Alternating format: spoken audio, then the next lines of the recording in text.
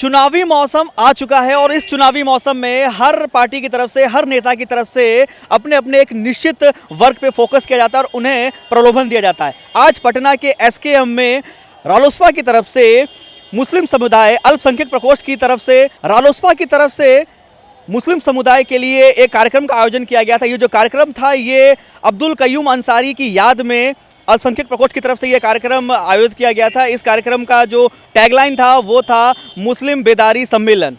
इस सम्मेलन में उपेंद्र कुशवाहा मुख्य अतिथि के रूप में आए थे और उन्होंने आरक्षण पर क्या कुछ बात कही है, पहले आपको वो सुना देते हैं। 65 साल में पिछड़ों के लिए जो शुरुआत कयूम साहब जैसे लोगों ने की, 65-66 साल में भी वह काम अधूरा है।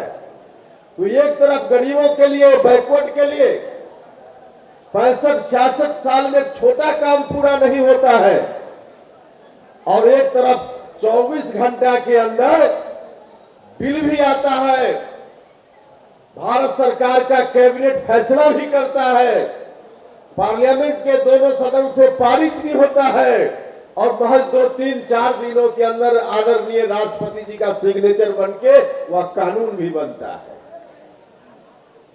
आप समझ सकते हैं कैसे लोग हैं। इस मानसिकता के लोग, एक समय था जब कहा कि जुलाहा दुनिया भी चुनाव लड़ता है, उसी मानसिकता के लोग 65 साल तक अब्दुल कयूम साहब के सपना को पूरा नहीं करते।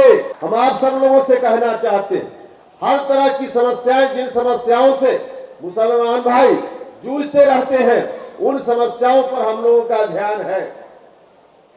और आपको मैं बताना चाहता हूं कि आगे आने वाले दिनों में कोई विपरीत परिस्थिति का भी सामना उपेंद्र कुशवाहा और आरएलएसपी को करना पड़े तो हम लोग हमेशा तैयार रहेंगे, लेकिन आपके सवालों से कभी समझौता करने का काम नहीं करेंगे। के अंदर बिल लाकर पास करके और 4 दिन में क्या से क्या कर लेते हैं।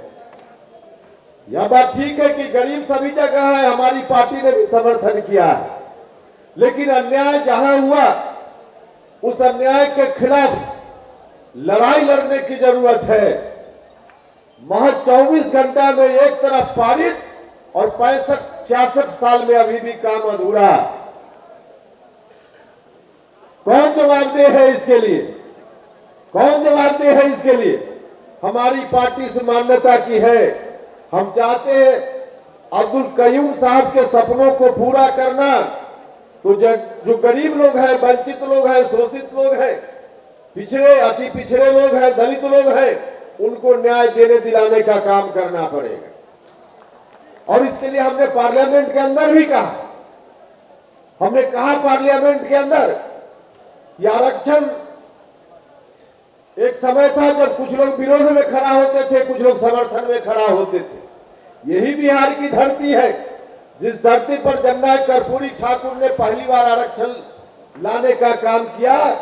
तो क्या क्या नहीं कहा गया, क्या क्या नहीं कहा गया।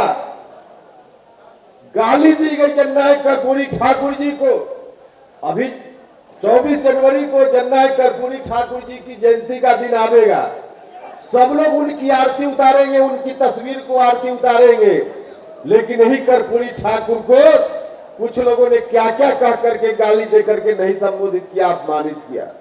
हमने पार्लियामेंट के अंदर भी कहा कि ठीक है, जो कमजोर लोग हैं, पीछे छूट गए लोग हैं, उनको न्याय मिलना चाहिए, लेकिन उनको न्याय मिले इसके लिए और भी बहुत सारे निर्णय लेने की जरूरत है।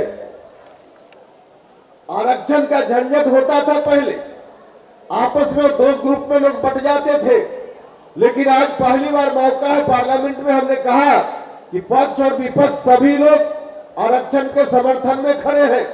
जो लोग गाली देते थे आरक्षण के समर्थन में खड़े हैं, तो क्यों न सदा सदा के लिए आरक्षण का झंझट समाप्त कर दिया जाए और जिनकी जितनी आबादी उसके अनुरूप आरक्षण देने का काम हो जाए।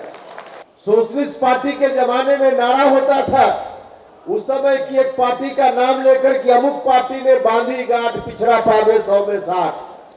राष्ट्रीय लोक समता पार्टी सामाजिक न्याय के उस आंदोलन को, अभियान को आगे बढ़ाते हुए कहना चाहती है, आज कयूम साहब को याद करते हुए हम लोग इस संकल्प को फिर से दोहराते हैं उन समाजवादियों के संकल्प को रालोसपा ने बांधी गांठ, पिछड़ा पावे 100 में 60। जितनी जिनकी संख्या भारी, उनकी उतनी हिस्सेदारी सुनिश्चित कर दीजिए। सब दिन के लिए आरक्षण का झंझट समाप्त।